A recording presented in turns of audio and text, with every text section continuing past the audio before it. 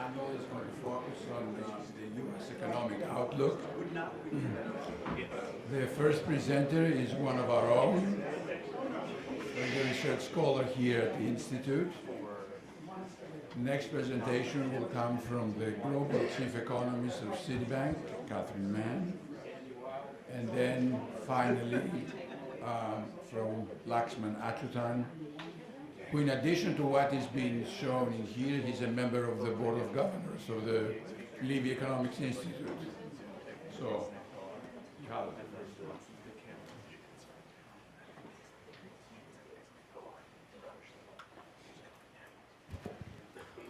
thank you. Good afternoon. I would like to present, my presentation is going to be based on a policy report that we recently published. You can find it back there on the table. The report is co-authored with Dimitri B and our colleague Gennaro Zesa, who's in Italy. It was only this morning that I realized that Dimitri is chairing this session, so I would have added a few more slides. I wouldn't try to make it so short. Okay, so let me start. So. The United States economy is about to break a historical record. So if there is no crisis until June, the current expansion is about to become the longest expansion in US history. So this is a table from the MBR. It shows that the current expansion is now 118 months long, which is double the average of the post-war expansions and almost 3 times the average of, the expansions since the mid-19th century. And at the same time, we have a very low unemployment rate. Inflation is under control. So this is sort of the, let's say, the positive side of the coin. On the other hand, this longest expansion, this longest recovery is at the same time the weakest recovery. So in this graph, the current recovery is the black line. You can see that it's at the bottom of any other post-war recovery. In fact, if you see like this, the green line here is the recovery of the late 70s, which was considered a period of crisis and stagnation and stagflation and so on. The benefits that we have experienced after 10 years into the recovery today in terms of GDP growth are the same that were recorded only in 5 years in the late 70s. And at the same time, if we look at the employment population ratio, is still well below its pre-war, pre-crisis level, and even below the level that it had reached in the late 2000s. Another interesting graph that people don't talk about much is that if we look at the employment to population ratio by educational level, what we see here is that the employment population ratio has increased only for employees with less than a high school diploma. For high school graduates, there is this is the orange line here. There is a very tiny increase in the employment population ratio. And when it comes to employees with a bachelor's degree or higher, there is basically no increase. There is even a slight decrease until today in the employment population ratio. And this is related to the quality of the jobs that some people talked about here earlier. So the question is why is this happening? In this report and in previous reports, we have identified 4 main structural problems for the US economy. And I think it's fair to say that these structural problems have been around for a while. So based on this, one can understand the path to the crisis, can understand the crisis, and can also understand why the recovery of the last 10 years has been so slow. And these 4 problems are the weak net export demand for US products, fiscal conservatism that has prevailed most of the time. This is not the case in the last year, but most of the time in the last decades. There has been a very large increase in income inequality, and related to that, there has been an increase in financial fragility. As I said, these four issues are related to each other. So in a nutshell, I'm not going to go into detail, but if an economy faces weak net export demand, then that means that there is, ceteris paribus, an increase in trade deficit. An increase in the trade deficit means that domestic deficit has to increase. If at the same time there is restricted fiscal policy, then it's the private sector that has to increase its deficit. Therefore, growth becomes dependent on rising private borrowing and rising debt-to-income ratio of the private sector. So this is the path that was followed in the United States before the crisis. Especially in the household sector, this has not happened as much after the crisis, and this is why the recovery is so slow. And on top of that, if we have rising income inequality, we have another layer of indebtedness. The increase in the debt-to-income ratio falls unevenly on households at the bottom of income distribution. And this process is facilitated by asset inflation. So asset inflation makes the balance sheets of the various agents in the economy look better, and it's an essential part of this debt-led growth process. So, this analysis connects, these two Minskyan processes of fragile balance sheets on the one hand and asset inflation on the other hand, and this is to a large extent what has been happening in the United States over the last 3 decades. So I'm not going to go into detail in these issues. I just want to make some related points. So when it comes to net export demand in the foreign sector, this is a graph with the exports, the imports, and the trade deficit. There has been obviously a lot of discussion lately. The trade wars with China, the revise of the NAFTA. Discussions with the Eurozone partners, an agreement was reached last summer, there are new now discussions. What we see here is that despite all this rhetoric, there is an increase in the trade deficit over the last 2 years. It's a small increase, but there is still an increase, so from 2.7% to 3% of GDP. Now, if we start dissecting the current account balance into trade deficit and net income from rest of the world, and then the trade deficit into balance of services and goods and so on, we don't see big changes. The only important big change is this one here. So here I've plotted the trade balance in goods into trade balance of petroleum goods and non-petroleum goods. Right? So what we see here is, we see this very large increase in the trade deficit before the crisis. There is a decrease in the trade deficit right before the crisis and during the crisis. And then after the crisis, we see this, basically both series follow the pre-crisis trend.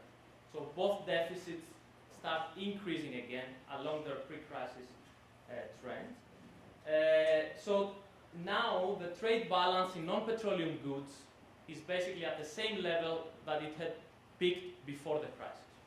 It's around minus 4.5%. The big difference here is related to the trade balance of petroleum goods. And this is related to the shale gas extraction. And what we see here in that starting around 2011, the trade deficit in petroleum goods starts decreasing and is now close to zero. Right. So there are some interesting points that can be made here. First, if this had not happened, then the overall trade deficit would be, like if we would just extrapolate the trade deficit in petroleum goods, would be a huge trade deficit of close to 7% or so, even more. Second, it's not clear, obviously, what's going to happen to the trade deficit in petroleum goods, but we can see here that it has been relatively stable in the last few years. So if it remains stable and around zero, then any further expansion of the US economy will lead to, most likely, to an increase in the trade deficit as well. Third, save for the petroleum goods, what we see here is that the factors that have led to the increase in the trade deficit, and these are factors that are important for economic reasons, but as the recent presidential elections and as the current political debate is showing, these are also issues very important for political reasons. So these factors are still in place. The pressures on the U.S. Manufacturing and the U.S. net exports is still there. And obviously the demand for U.S. products, the net export demand for U.S. products is also vulnerable to the weakening of the U.S. trading partners. Right now, we see that there is a slowdown in most economies, in the most important U.S. trading partners, China, Canada, the Eurozone, a little bit less in Mexico. And obviously this will have an impact on the future growth of the U.S. economy. In previous reports we have calculated this impact, and we have shown that if the growth rate of the U.S. trading partners is lowered by 1%, and at the same time there is a dollar depreciation and a decrease in their inflation rate, which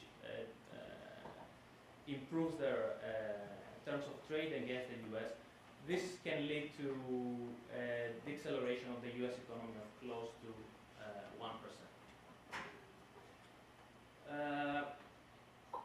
Let me go to the financial stability.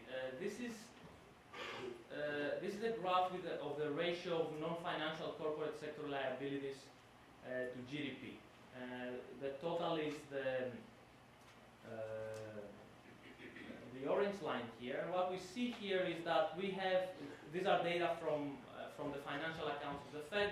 What we see here is that this ratio has increased and it's now higher than it was before the crash.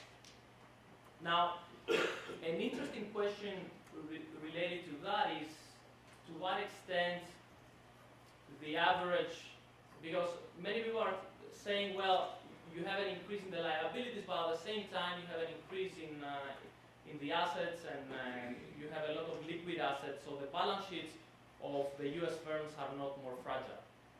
So people talk often about Apple, which is the biggest bond issuer in the United States, but at the same time it has a very high rating, and it's obviously it has a very liquid balance sheet. So it's an interesting question to try and see, well, is Apple a representative example for the United States corporate sector or not? And actually, if you look at data from other sources, not from the financial accounts, they show, so there is a recent literature on what people call the zombie firms. Zombie firms are a variation of what Minsky used to call Ponzi firms, although this literature doesn't really refer to Minsky. But anyway, data from various sources show that the share of the so-called zombie firms has increased in the last years, despite the very low interest rates of the last 10 years. Data from other sources show that the share of corporate bond issuers with triple B investment grading has risen in the recent years, and also, again, data from other sources show that the share of market capitalization with a credit rating above triple B has fallen to 50%. There was an article in the Financial Times recently doing this calculation, and this is a level below its level in the late 1990s and before the crisis. Right? So, looking at this data, the average corporation in the United States is not like Apple, but its balance sheet is much more fragile. And actually, I have in parentheses here, this data provide a much bleaker picture compared to the data one can find in the financial accounts of the Fed. It's hard to reconcile the mild increase in the liabilities that you see in the Fed data with this with the picture that you get from when you look at the balance sheets of the firms here. And at the same time, the fragility in the balance sheets is accompanied by in my opinion, an obviously overvaluation of the market. If you look at any measures of the stock market valuation, it's either at the highest point in history or close to the highest point in history. So if you look at the Shiller index, the Shiller Cape index, the market now is at the level that it was in the fall of 1929, and it's only lower than its levels in the late 90s. If you look at the ratio of market capitalization to GDP or net operating surplus, the market is still is at the highest point that it has been in the last 50 years.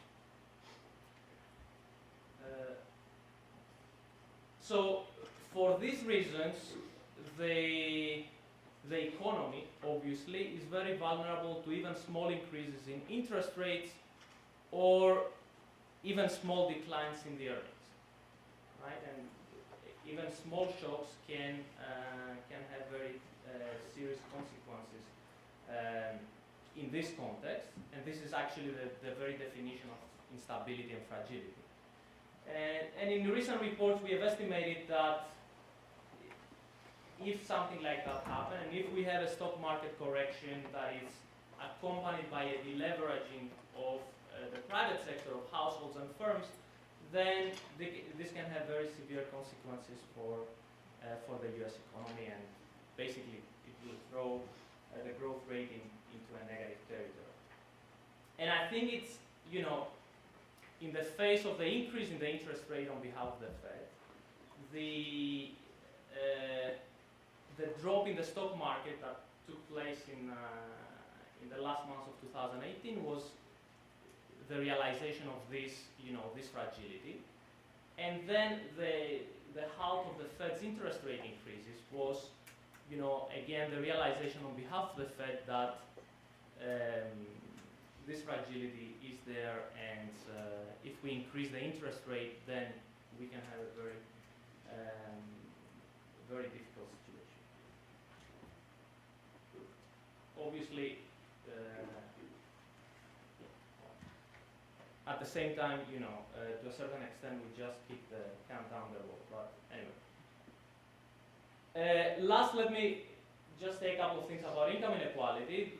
It's, as we know, again, data from various sources using different methodologies have documented that in the United States we have had a huge increase in income inequality. Essentially, in the last 40 years, all the benefits from growth in the United States have accrued to the top income brackets.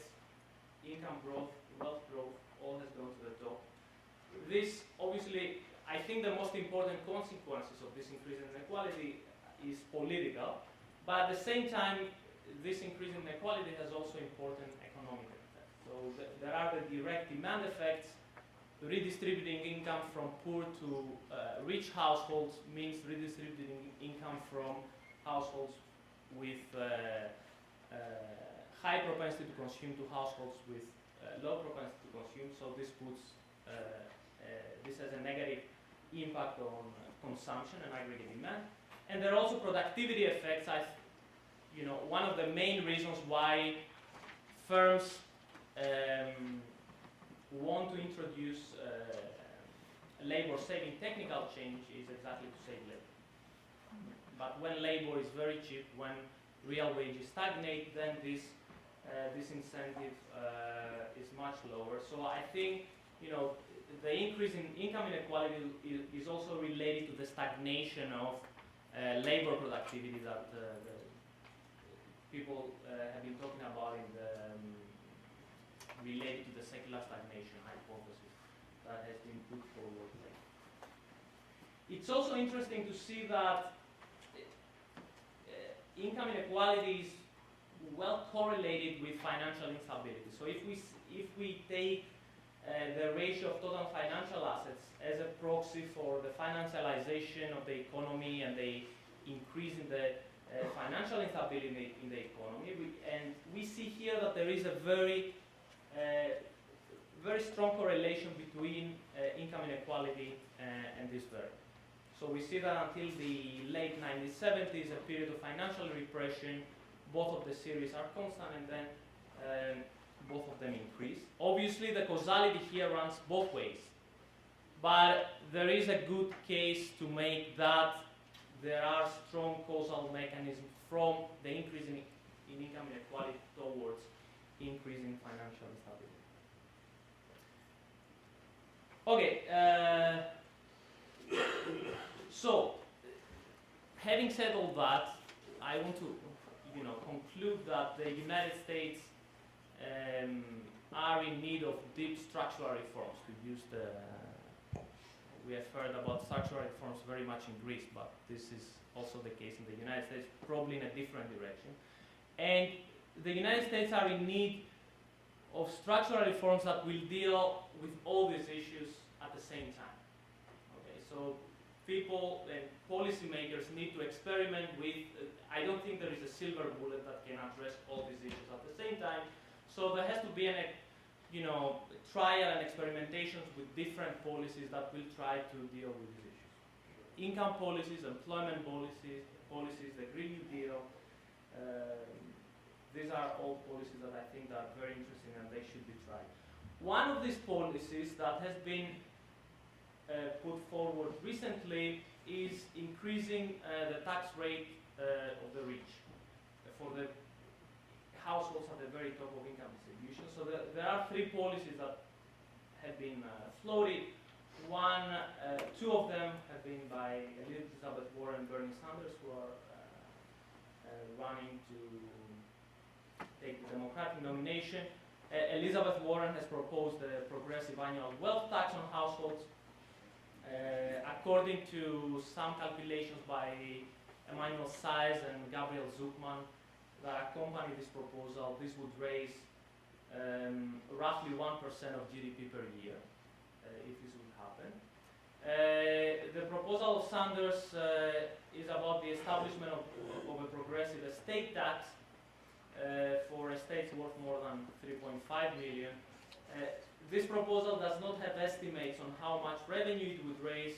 It only says that the families of the 588 billionaires in the United States would have to pay, would eventually pay 2.2 trillion. And the timing is uncertain, obviously, because we're talking about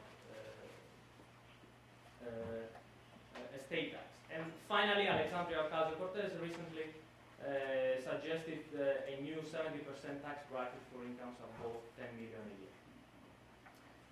So based on this, we simulate two scenarios. In scenario one, we simulate the macroeconomic effects of the wealth tax proposed by Warren. As I said, according to the calculation of Saez and Zuckman, this would raise around 1% of GDP per year. In scenario two, we simulate a 10% point increase in the average tax rate paid by the top 1%. We use data from the CBO. I can get into the details later.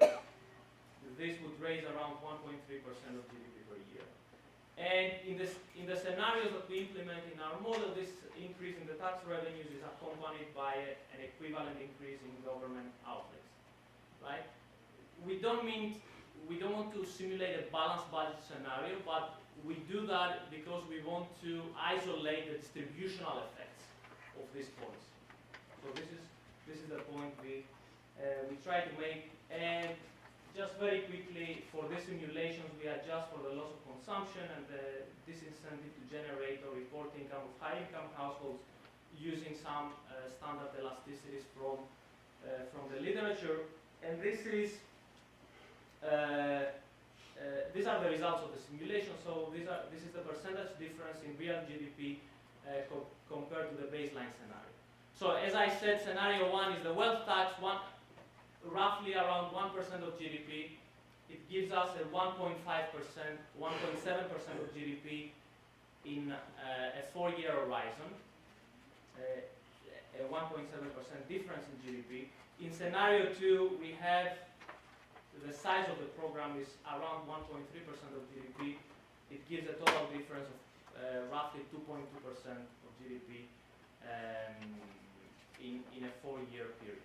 So in both programs we get, let's say, sort of a multiplier of around 1.7. So this is my last slide. Let me just repeat that. First of all, as I said, the issue of income inequality is not first and foremost economic. I think the political dimensions are more important, and this is what people should talk about. Second, I don't think that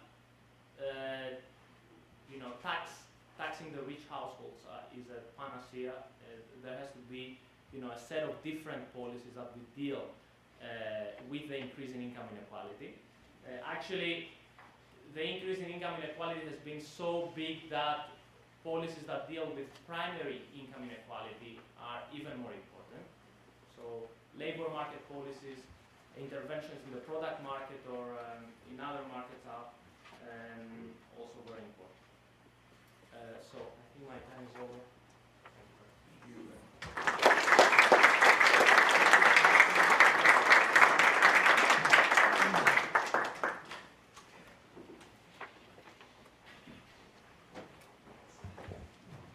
Well, it's a real pleasure to be here. Dimitri and I last were together in Athens when we were both doing our technocratic policy hats on.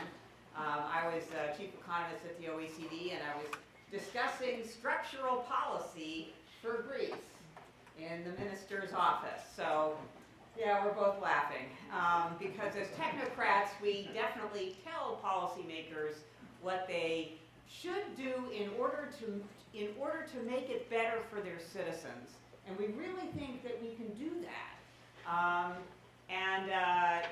At the margin, maybe we do a little bit of good, but it's a really uphill battle. And I'll go back to policy someday, but right now, where I am is in the financial community. I have spent most of my life in policy and academics. But I think the critical question right now is to understand better the interrelationships between the financial economy and the real economy. Those relationships have been obviously of key interest to Minsky, have been a key question in the discussions today. And I decided that the best way to learn more about that was to go into the belly of the beast and see what I could learn, and I have been learning a lot. So what I'm going to do is talk a little bit about the outlook for the global economy and the U.S. in that context. So it will be a little bit broader point of view than just the U.S. There will be a number of places where I will echo comments that were made by the first speaker. But let me just give you an over framework for the way we do our analysis in my shop at Citi. We look at domestic resilience and the capacity of economies to have domestic sources of growth, evaluate that using a lot of data. The second thing we look at is external headwinds, because we think that also is something that is differentiated from domestic resilience. And then the third pillar of our analysis is financial markets. And we have two ways in which financial markets interact with the real economy, both the external headwinds and the domestic resilience. The first one is the obvious one. We all learned it in Macro 101, that financial markets are the conduit for investment finance, wealth for consumers, and so changes in the cost of capital or changes in equity markets pass through to the real economy, investment in consumers through those channels. So those are kind of the traditional ones. But we really think that right now a much more important conduit, or at least as important conduit, probably more important conduit, is the sentiment channel. To what extent changes in financial market, in asset prices, and financial market turbulence, to what extent financial market turbulence is affecting business sentiment to invest in real stuff or tangible and intangible equipment. It's real, but it's tangible or intangible. How much is sentiment affected by financial turbulence? How much is consumer sentiment affected by financial turbulence? And through that sentiment channel affects real economic decisions and then potentially lead us to a much slower growth rate for the US economy and the global economy than one that we would have thought would be the case based on financial market conditions of the traditional nature alone. So those are the three pillars that I'm going to talk about here. The second dimension that I'm going to put in front of you is to look at the data in terms of deltas, how the data are changing over time, but also in terms of levels. Financial markets have a tendency to look at deltas. How did the data change? And that makes sense if you believe in the efficiency of financial markets. All of the level information is embodied in existing asset prices. So the only thing that matters, if you're an efficient market hypothesis person, is the deltas. Now, as it turns out, nobody actually believes in efficient markets, even in the markets themselves. But they still act that way in the sense that they are dominated, their behavior is dominated by the deltas. So I think it behooves us, in my part of the shop, to keep on reminding people about the levels. So this is where we are in terms of our overall projections. We look at categories of advanced economies, emerging markets, and then the global. So the global obviously is in the middle there. So first let's look at the deltas. So on the pink line on the right-hand side, you've got our forecast deltas for 2019, and we have just been, knocking that one down for the past, we did 4 sequential. We have to do projection every month. I can think of something new to say every month, which sometimes can be challenging. So we've been knocking that projection down. So if you're a deltas person, you're going to look at that pink and say, we're headed for recession. But I do think that you should be looking not just at the deltas, but also at where we are on the levels. Compare the pink line and where it is right now with the 2015-16 period, which is kind of, it's in the middle of the chart. So we're a long way away from the levels of economic performance in 15 and 16. And that's an important benchmark to think about for a number of reasons. You can see over on the left-hand panel, 15 and 16 was a period of time when both the emerging markets and the advanced, all of them, were below their longer-term averages, which is the dotted line. Okay? So 15 and 16 is an important recent historical period to consider. 15 and 16 was also a period of time when China was trying to change its growth model, kind of slipped up a little bit in that process. That's happened again. And so an important question is, are we headed for a 15-16 episode again? So that's why we're looking at in our overall projections. So let's talk about this concept of domestic resilience and where we are on that. I have a lot more charts than I'm going to use here because when we go through legal and compliance, it's good to just get them all done at once. So if too many, and I don't know if they made a copy of them back there, but in any case. So where are we on with regard to domestic resilience? Here's a chart that looks at advanced country unemployment rates on the left-hand side. So we are at a historical or a recent low in terms of unemployment rates. Of course, for the United States, we are at well below that. We were in the 1960s in terms of unemployment rates. And yes, we could measure it differently by different groups, and we would have somewhat more granularity. But we are at a very low period in terms of unemployment rate. Europe as well. Very low unemployment rates. Again, some countries more than others, but the employment condition is very strong. Secondly, looking at wage growth, you've got the U.S. there in the dark blue line, but another other set of countries in the advanced country group, and all of them were observing increases in wages. Again, maybe not as soon as it should have been the case, given the tightness of the labor market, but in terms of foundation for domestic resilience, we are in a much better place now than we were in 2015-16. Look at these charts back in the 2015-16 period, and you can see how much higher unemployment was, or higher, the fact that the unemployment rate was higher in 2015-16, thus providing less support for domestic resilience, and wage growth was much weaker back in that time period. So we are in a position of much stronger domestic resilience now compared to that other period. Now, the thing is, if it was just consumer conditions that was supporting domestic resilience, we would still be uncomfortable because where is it coming from? It's coming from, the foundations of employment and growth, but that's not enough. We know that consumers are not enough to support an economy in the long run. So we have to ask the question about, what about investment?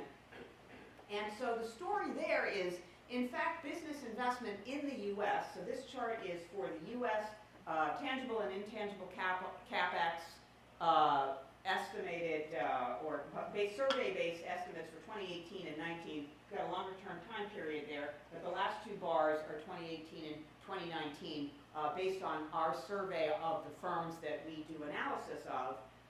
So both of those see a rise in expected capital investment. It's, again, tangible and intangible. The red versus the blue, the red is non-energy, the blue is energy. So again, going back to your 15-16 as a comparison, back then, the bulk of investment, or about half of it, was in energy. And so now, more broad-based across the economy, not just in the energy sector, is expected to be spending on capital investment. Now, why is that?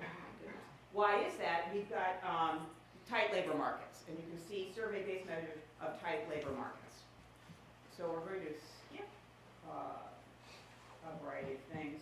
And then I want to sort of further emphasize this difference that we see in the state of the domestic economy by making a comparison between what the market tends to focus on, which is manufacturing PMIs, relative to what is the foundation for advanced countries when we think of their employment, their output, and their consumption, which is services.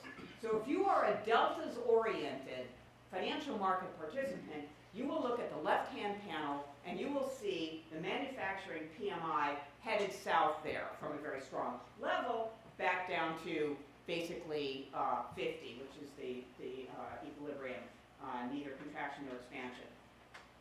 But if you're focused on the bulk of the economy, which is consumption and investment in the non-manufacturing sector, then you're looking at the right-hand panel, and you see strength consistent in the non-manufacturing PMIs.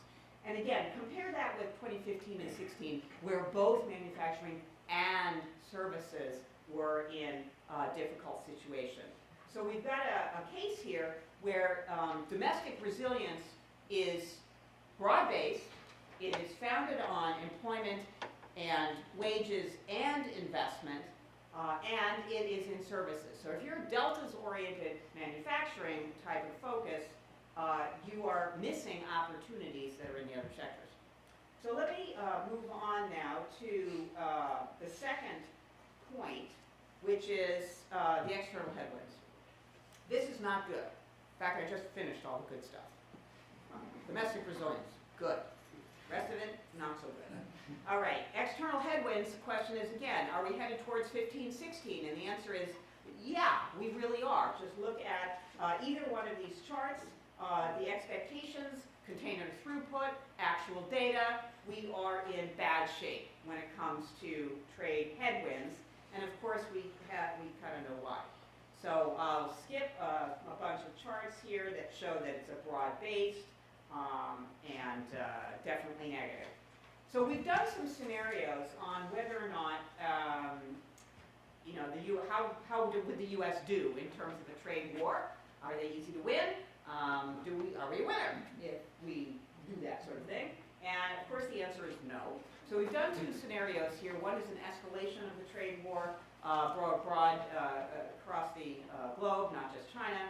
And then to what extent, if we were to roll back all the tariffs, what would be the difference? So you can see in the fan chart visually a dramatic difference in terms of global growth. But you could also see for the United States, you've got three sets of bars there. The middle one is our base case, where the U.S. is growing 2.6 for 2019. And in the case of a all-out trade war, we lose half a percentage point of GDP.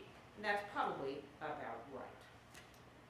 Moving on now to financial turbulence, because, and we can talk about inflation, but we don't have time to do that. Talking about, I do think it's an important question though. Talking about financial turbulence, the real issue that I think we ought to consider in terms of financial turbulence is, and it was brought up at the very end, is the case of that the U.S. economy is fragile in the face of more financial turbulence. I'm going to argue that that may well be true, but if you're a policymaker at the Federal Reserve, and there is one over there, we know your two mandates, you know, inflation and unemployment. But I'm arguing you have the third mandate, which we also know that you do think about it, that it is financial stability. And financial stability is not stable financial markets. Misconception. Financial stability comes when your assets are priced appropriately for risk. So in QE, remember what it did? It was adding liquidity to the market. It was reducing the risk spreads in order to induce firms to move out the risk profile. Exiting QE implies that the constellation of asset prices associated with low risk spreads that constellation is gonna have to break apart. It's gonna have to break apart and reconfigure itself in a new constellation of asset prices that embodies risk, whether it be credit risk, term risk, exchange risk, risk premium on equities. So I'm just going to give you one picture that trying to give us an idea of how far are we along that path of improving the constellation of asset prices. So you brought up the credit risk on bonds, so this I'm going to stick with you on that refrain. And on the left-hand side are the credit quality of new corporate bonds that are issued. The light green and below is triple B and below. And so before the financial crisis, you had about 30% or 20% of the bonds issued were triple B or below. And now where we are is in the neighborhood of 50%, maybe 40% in the most recent time period.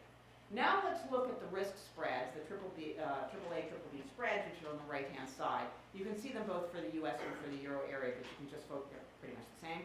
And compare what the risk spreads were when the share of corporate bonds that were issued that were low quality prior to the financial crisis, compare that risk spread to where it is now. And the bottom line is we've got twice as much triple B and below, and the risk spread is basically the same. So we have more to go if we're going to price risk right. And I could continue on going through another set of spreads, but we, again, don't have time to do this. So I'm going to finish with two charts. One is, does this add up to recession? Because, of course, everybody's asking that question. And this is a long time series of the standard ways in which you can look at this. A 10-year to 3-month yield curve in the top panel and a recession probability in the bottom panel. And so what we can look at here is that last month, February, is the red, the very far end.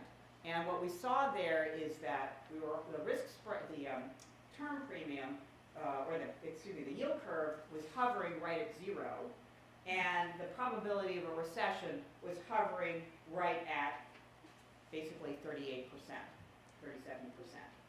Well, we knew that that was not going to hold, because there's never any period for 2 years where you've had that kind of outcome. So fast forward to March, and this is what you see here, the end of March, I think it was March 29th that this was done for, is the market believes that the yield curve will steepen a little bit, and that will be associated with a reduction in the probability of a recession. So why did they believe that? They believe that because they believe the Fed is going to cut rates. Now, in the left-hand panel is the dot plot.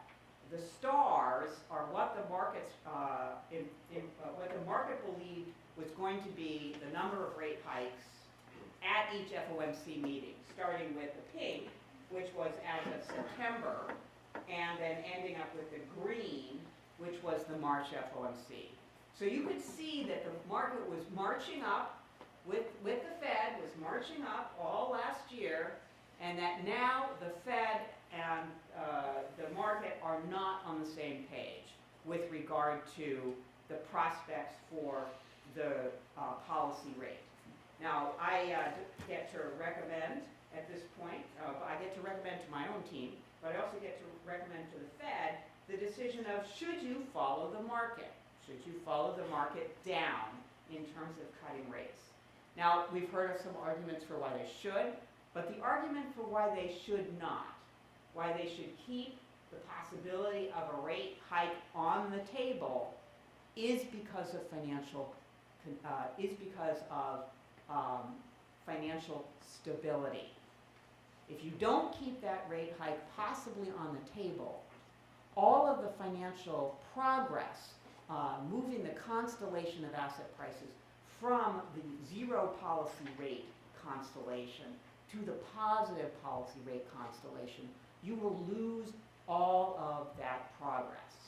And that progress, that moving towards a constellation of asset prices that embodies risk in the spreads, is critical for actually exiting QE and getting us to a more stable financial environment. Thank you very, very much.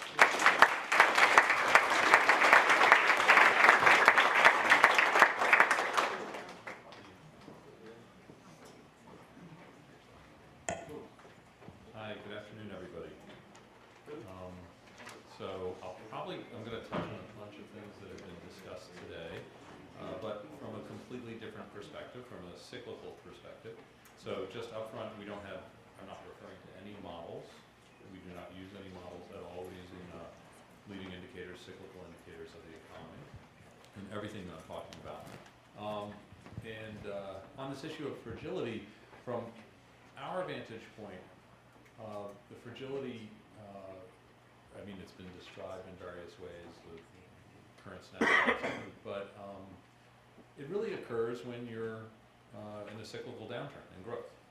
And that's when you start to get more and more risky. Something, who knows what, may go wrong in those moments of cyclical vulnerability. And that's really where we approach this idea of recession risk, which we'll touch on here in this discussion. So with that out of the way, I just want to say again, good afternoon, and it's great to be here again at this conference. I enjoy it very, very much, thank you, Dimitri, because we get to kind of stretch our minds a little bit and think of things from the same kind of issues, but from different angles.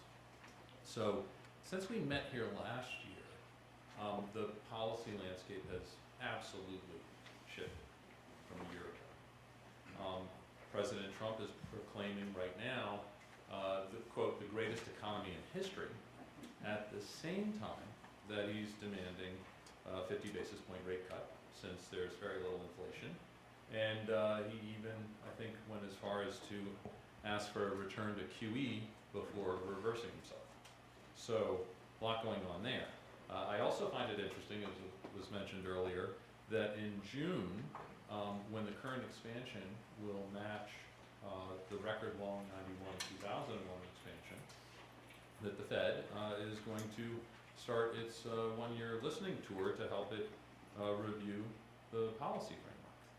Now, to my ear, both Trump and the Fed are saying the economy's great, or maybe in a good place, but it's needing some support. Okay? It's not news to anyone that the Fed can't really see the recessions coming, but as I'm going to explain, a bigger problem is that it doesn't seem to understand inflation cycles. Cycles is what I'm focused on, let alone trying to predict them. So, emphasizing that, and now I quote, inflation expectations are now the most important driver of actual inflation. Chairman Powell wants to raise them in order to help stimulate consumption. Now, of course, low inflation has persisted despite the setting of an inflation target a few years ago, and that's a big problem for the Fed. And hence the listening tour is around thinking about how to boost inflation expectations. Or as Bloomberg put it recently in a story, with all brakes and no engine, central banks are seeking new inflation ideas. So have a little picture here. The Fed's quest for an inflation engine brings to mind the carrot on a stick approach. In its view, is that inflation should be following the inflation target, in the belief that the target helps determine inflation expectations. But despite the target being in clear sight, actual inflation has been as stubborn as a mule. And I was just reminded yesterday, when it was too late, that mules have short ears. And so this is a little bit inconsistent, but bear with me. But as stubborn as a mule, refusing to move toward the target. Now, from ECRI's point of view, there are two problems with this framing of inflation, and that's what I want to talk about today. First, the years-long inflation undershoot of the target is basically a structural problem. And second, the Fed has lost its institutional memory about inflation cycles. There was a period where I think this was much more front and center. And those inflation cycles, I'm going to be very clear, and I'm going to show you in a moment, are distinct from business cycles.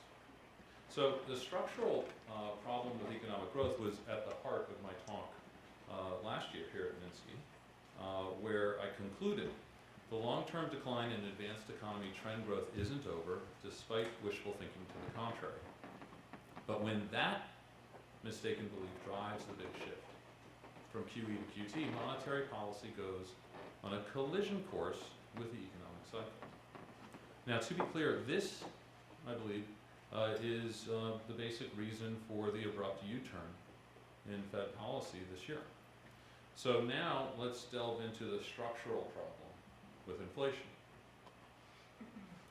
Core services inflation is in a cyclical downturn. That's the top blue line. And so is food and energy inflation, shown by the very thin black line, except for a very recent risk on pop and energy prices. More importantly, core goods CPI growth, which is shown by the bottom orange line, fell into deflationary territory after the Fed adopted its official inflation target in 2012. And there it has stayed with hardly any breaks. Sure, there was a recent tariff-related pop, but it's recently dropped back below zero. So basically, globalization and technological change coming on top of structural weakness in trend growth has resulted in a sustained deflation in the goods sector. And this is a key reason why inflation has kept falling short of the Fed's target for years. But then you see there's a cyclical upturn in inflation that finally pushes overall PCE inflation above the Fed's 2% target in 2017 and again in 2018 during the global growth upturn. So following last year's Minsky conference, the consensus really crystallized, remember we were in the upswing, around the inevitability of global monetary policy normalization. And in fact, the consensus was banking on a full-blown bond bear market. In August, with 10-year Treasury yields around 3%, Jamie Dimon declared, quote, "I think rates should be 4% today.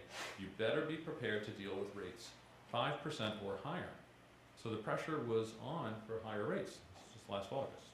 But later that month at Jackson Hole, Fed Chairman Jay Powell pushed back against conventional models in particular how unworkable they are in practice. Indeed, he went on to draw a contrast, pointedly reminiscing about the success of the Greenspan Fed in the 1990s, and that's a period I personally remember very well. To quote Powell from last August, in mid-1996, sentiment was building to hike rates to head off inflation, but Chairman Greenspan had a hunch that improved productivity growth would allow faster growth and lower unemployment without serious inflation risks. And Greenspan argued that the FOMC should hold off on rate increases. And Powell continued, thanks to his considerable fortitude, Greenspan prevailed.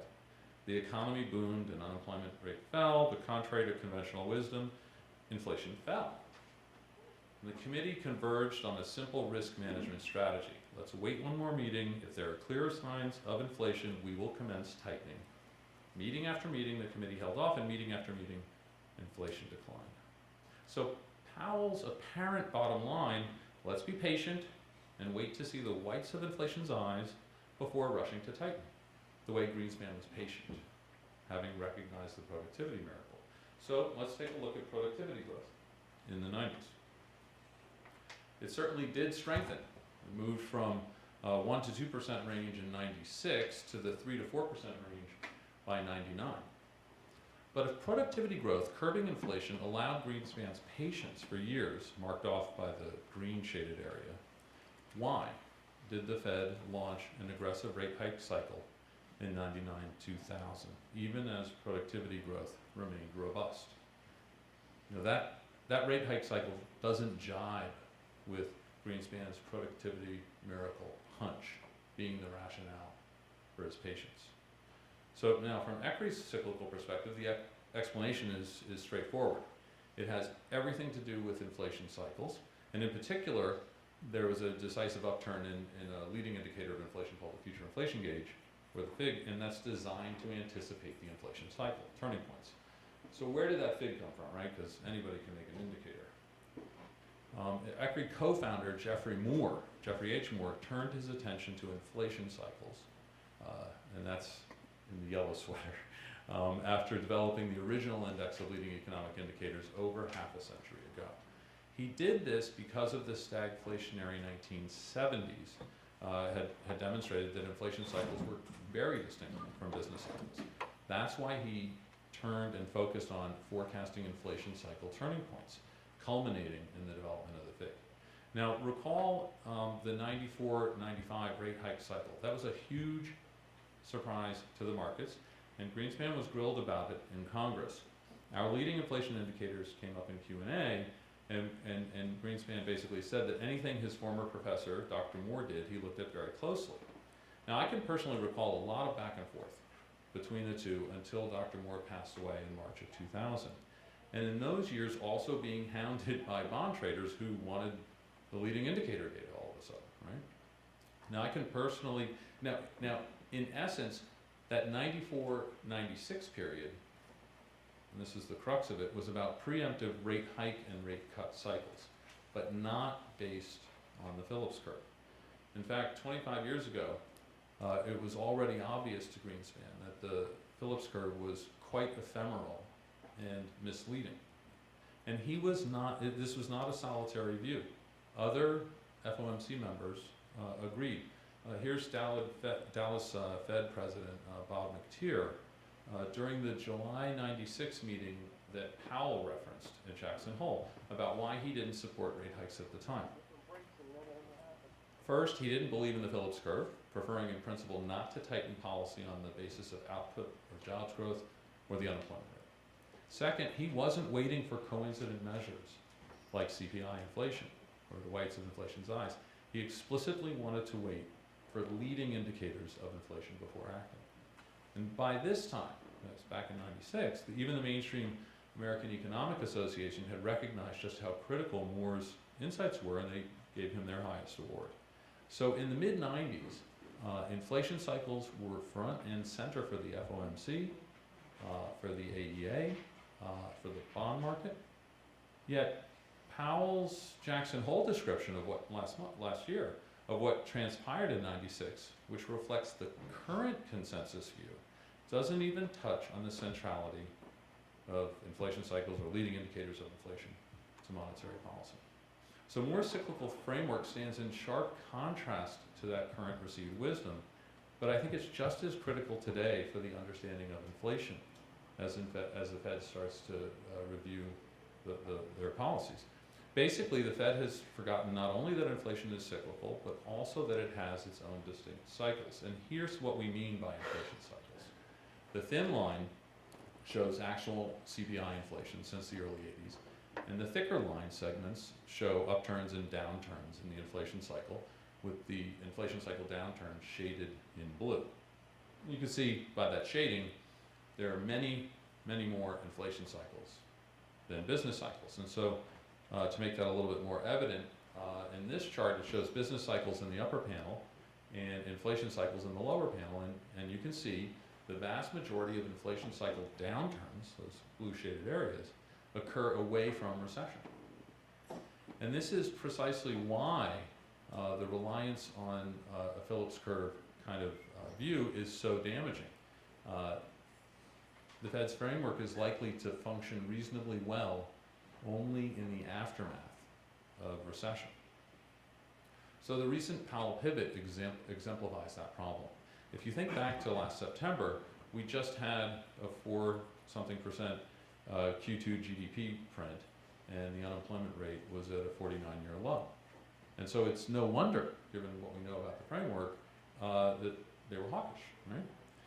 And the bond bears were also on the prowl. That's, you had 10-year yields at 3.25% in October, again in early November. But unbeknownst to the Fed or the markets, the inflation cycle was already in a cyclical downturn. Now, I mentioned the FIG earlier, and we knew this because of the FIG. That's shown by the top red line. It's a leading indicator of the inflation cycle. It had already turned down decisively, and CPI inflation, which is shown by the black line, was following suit, having peaked in July. Now, we're watching that latest uptick in the FIG to see if it develops into a cyclical upturn. Right now, it's just an uptick. Now, plenty of people today will look backwards and say, December, that hike was a mistake, maybe one too far. Now, we were not surprised at all by the pivot from that hike. In fact, Barron's wrote up our view 6 months back in October, provocatively headlining the story, "Why Trump may be right about the Fed." Now, actually, we didn't say that. What we had said was that the U.S. was already in a stealth slowdown, cyclical slowdown in growth, and inflation was headed lower, given this downturn in the FIG, separate cycle. And this isn't the first time that rate hike plans have run into the economic cycle. The same thing happened in 2016 with Fed Chair Yellen's year-long rate hike pause, if you recall. So I've given you a very different perspective on Fed policy in the 90s, talking about Greenspan and Moore and the future inflation gauge. But the FIG can also provide other insights into monetary policy. According to the Wall Street Journal, policymakers appear to have pivoted in time to prevent a recession. So that is, given what I just said, an assumption worth examining. These charts show the past half dozen Fed rate hike cycles in the context of the future inflation gauge, the FIG. 3 of them ended in recession, 2 of them in soft landings, and the last episode is still unfolding. Following the Fed engineered recessions of the early 80s, we had a soft landing in the mid-80s, and that's shown in the top left-hand chart. The FIG, shown by the red line on the top, turned down in March of '84. Of course, we could only recognize that downturn after the fact, which we do based on a completely objective process. In this case, that downturn signal occurred in September of '84, and that's marked by the green arrow. The rate cut cycle started the very same month as that green arrow, and that's shown by the Fed funds rate, which is the lower blue line. So there was a 0 lag between the inflation downturn signal and the first rate cut. The upshot in that instance was a soft landing rather than a recession. The top center chart shows that in the late 80s, the Fed didn't start its rate cut cycle until June of '89, 17 months after the FIG signal, the green arrow. That was too late to head off a recession, shown by the shaded area, which began another 13 months later. The next rate hike cycle is from the mid-90s, shown in the top right-hand chart, and that's particularly informative. The FIGS inflation on the top right-hand chart. The FIGS inflation cycle downturn signal arrived in July of 95, marked by the green arrow. And the Fed promptly cut rates the same month with zero lag. In this cycle, the Fed pulled off a soft landing using preemptive policy based on an understanding of the inflation cycle, as I discussed earlier. Basically, when the Fed started to cut rates the same month, the same month as the inflation cycle downturn signals, soft landings were achieved. When the rate cut cycles began with lags, recessions followed. When they lagged that green arrow, that big downturn signal. So what really seems to matter, this is the nub of it, is not when the Fed stops rate hikes, but how promptly it starts the rate cut cycle following the inflation downturn signal. In the current cycle, which is the bottom right-hand chart, the inflation downturn signal arrived in September, 7 months ago. That's the green arrow. And of course, as far as we know, the Fed has no intention of starting a rate cut cycle just yet. Therefore, according to this pattern, an element of recession risk is present, it's active. So to be clear, as neat as this is, and I think it's pretty neat, the predictive power looks pretty good on the screen, it isn't good enough for recession forecasting, since its signals haven't been proven to predict all earlier recessions in the US or in other economies we monitor. And similarly, we've long held that an inverted yield curve isn't a dependable recession predictor, especially in the context of QE-related distortions. You see, this is because the robustness of largely empirical relationships that may have worked over a few cycles in certain times and places, however they are rationalized, depend on contingent factors that are subject to change when broad contours of institutional arrangements are altered. They are, so to speak, rooted in shallow topsoil that can be washed away by shifting economic currents. So instead, an equity recession forecast originates from our objective leading indexes of the business cycle. That's because they have solid foundations based on durable verities anchored in the deep structure of market economies.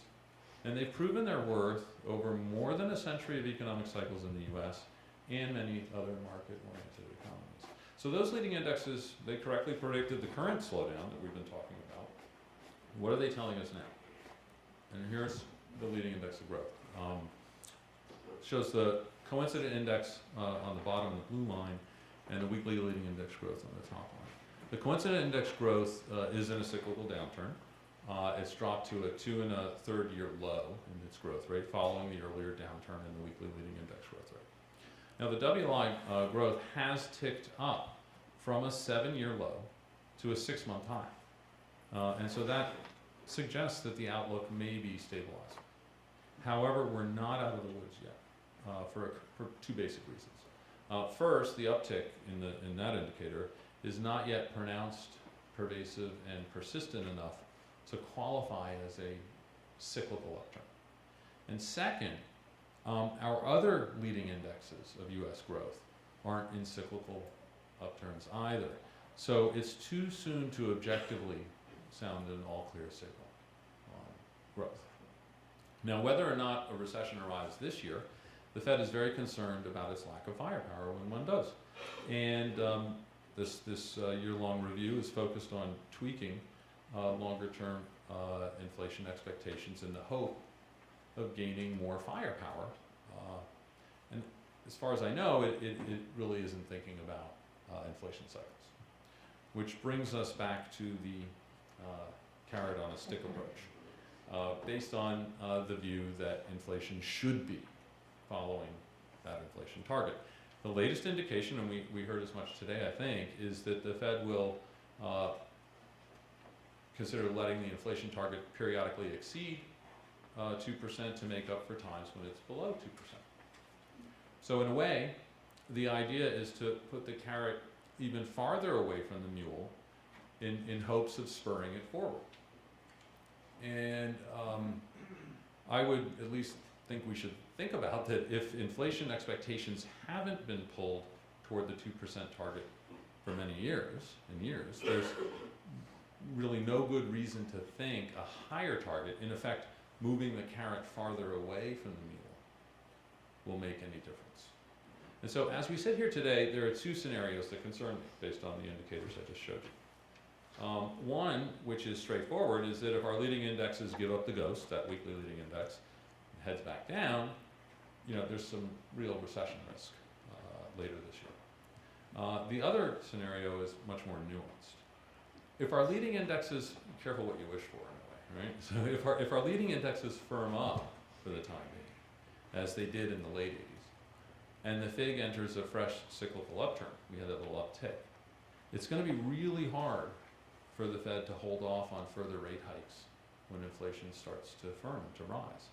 And as I've laid out, they simply don't currently know how to foresee a cyclical downturn in inflation, which is, by our estimation here, really important for engineering a soft landing, which we all want. Okay. So thank you very much.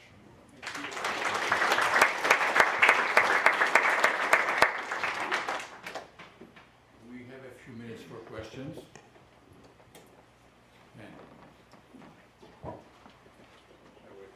Can we get the microphone here, right here, right here? Lakshman. Fresh in my mind. So I really enjoy every presentation, even though I'm a non-cyclicalist. I love your presentations. The issue that strikes me is one that I wrote a paper on about a month and a half ago on inflation and the mistakes that the Fed made in interpreting inflation over the course of late 17 and into 18. One of the things that I don't, I think might factor into some of what you're thinking and some of the issues that we're dealing with is the complexion of core inflation. We hit a point last year where literally 80% of core inflation was driven by rent of primary residence and owner equivalent rent of primary residence. That had never happened before in all of the cycles that I checked going way back. That is a trend that has changed rather dramatically over the course of the last 20 years.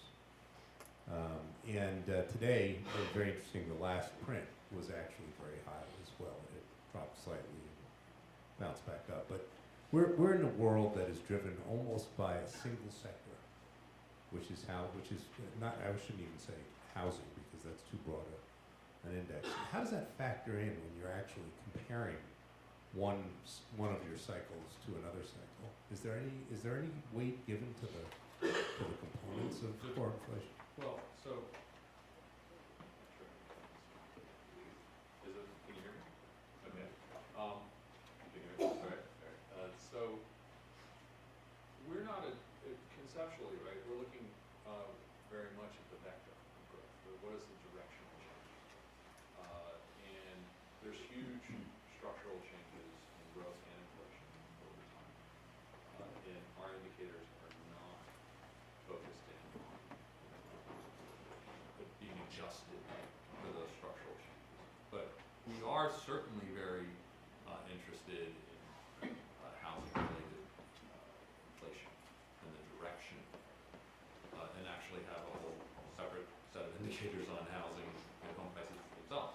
But for this particular issue on the calculation of inflation, it is incorporated implicitly into the future inflation gauge, which is a broad array of different types of indicators. But the key is not so much the components, but rather the way that they act, the way that they act in concert around cycle turning points. And on that score, they're continuing to act as well as they ever have, even though what you say has occurred, where it's kind of overly weight. We're all on one side of the boat in terms of the calculation. So right now, I mean, that we had this. Probably one of the bigger calls was the middle of 16 was the reflation call. That actually came before, a little weird, but the inflation upturn call in the summer of 16 occurred before the upturn call for growth. and then later on peaked out and came back down. Yes. Yeah, I'm wondering how you, You get I'm wondering how all of you factor in demographic trends if you look at them, and in particular just the aging of the population.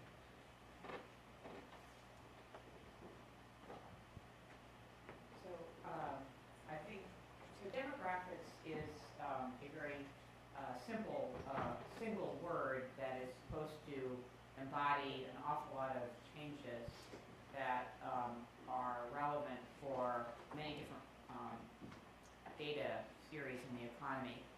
I think that the issue that is relatively more important is not the aging of the population, but it is the intergenerational distribution of spending power.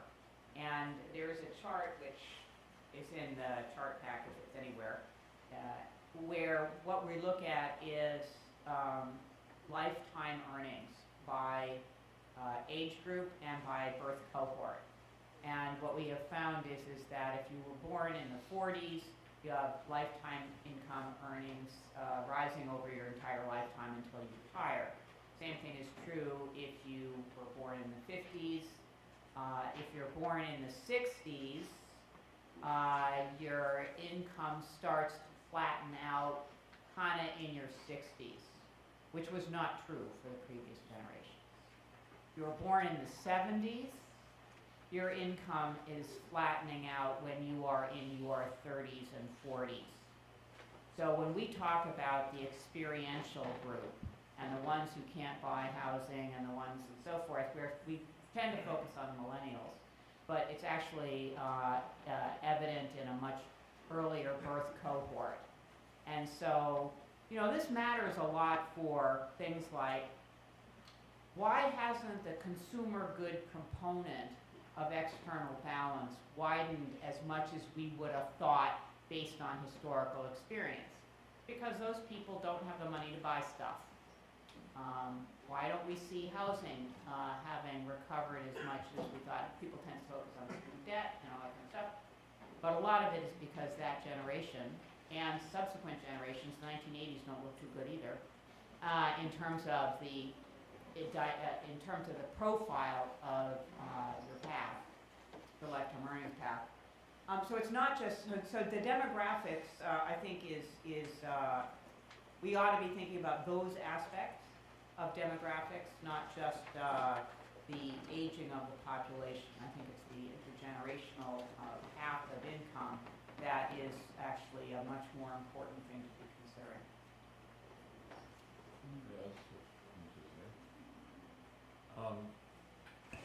I'll just say that last year I talked a bit about this. We don't go into the level of detail that Catherine just did on the innards of the demographics question, but we've talked for years about the long-term trend of growth decline being linked to the demographic issues, slower workforce population growth and productivity growth, and that adds up to your long-term trend growth. And it's not just a U.S. problem; it's pretty much around the world.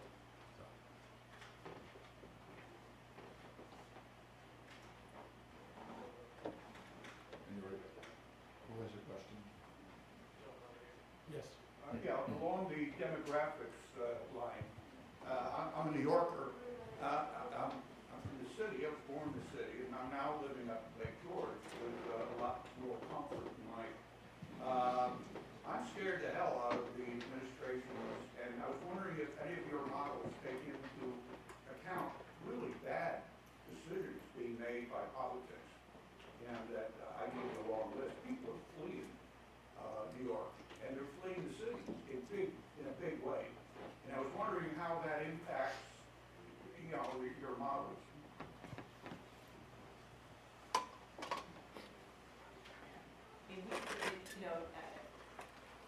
Going back to the point I was just making, your pension and health care is going to be paid by the people who I just said aren't making any money, right? Who have a very different profile. So that, we start out with that I'm intergenerational. I'm not retired. Okay, I'm not talking about your personal, obviously I don't know your specific situation, of course.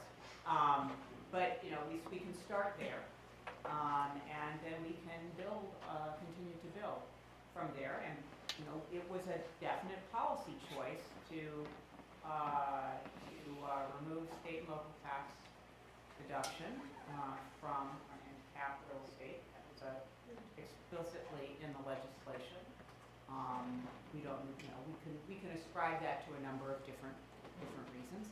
But I think the more broader point that I think is very important to make is that increasingly when we think about drivers of the macroeconomy, we need to understand better the differences at a regional level. The demographic we just discussed, but there's also the differences at a regional level that build up to the macroeconomy. You cannot do macro at macro anymore. You have to do macro at product disaggregation, country disaggregation, and regional disaggregation, because that's what's driving the macro behavior. Yes.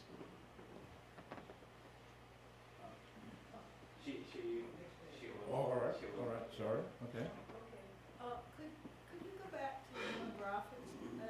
Is there an expectation that the housing would continue the same way when we've had such a change in the marriage rate, the age of marriage, the two-family income, fewer children? So, I mean, you're talking about a housing as if it should have continued when so many of the demographics have changed. Well, I mean, certainly the lower birth rate, lower fertility rate, that's it across the board in developed economies. I think the only economy that has favorable demographics of any significance is India. Maybe some African nations also. And that's weighing on, that's just putting an anchor on your growth. That's not going to really change. And so economically, if your earnings are less and this and that may affect your decisions as well. I'm not sure that that's been established as to what exactly is driving down fertility rates or family size, but it certainly is a consideration. And there's a lot of houses that, I mean, you don't have the houses that people want, right? That's part of the problem too.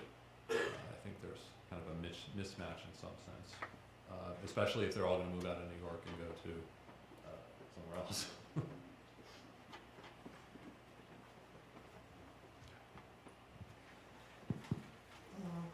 Catherine, I'm wondering if you agree with Michalis' argument about the marginal propensity to spend, and that there might be a significant multiplier of raising taxes on high income, high wealth people. That on average, yes, the marginal propensity to consume on the upper income is that it's a smaller marginal propensity to consume. That's well known. At a lower income, your marginal propensity to consume is equal to 1, basically, if not even greater than 1. So a marginal tax on upper income. What's your point that it's going to? I'm wondering if you would agree that not only that it would be a large revenue raise, but that spending it would result in a multiplier effect. So, okay, fiscal choices. You're basically making an argument about fiscal choices, both on the G side and on the T side. Yeah, those I agree 100% that the fiscal choices are more important in terms of driving economic activity than overall budget deficits. It's not what you spend or tax, it's what you choose to spend and tax on. It's very clear that the multipliers across different kinds of spending and different types of taxes are dramatically different. A lot of research is on that point. So do what I say, one little tax, one little tax rate difference is going to make the kinds of changes to the GDP model that you've got. I don't know about that. The other work that I've seen on higher marginal tax rates on the rich, how much you get off of it in terms of tax revenue, it's not that much. So, you know, there's a much deeper fiscal choice problem in the United States right now. One little tax change we had a really big tax change, right? And the outcome of that in terms of economic activity has been a sugar high type of activity as opposed to a structural improvement in the underpinnings of growth in the U.S. That was a choice. May I add something?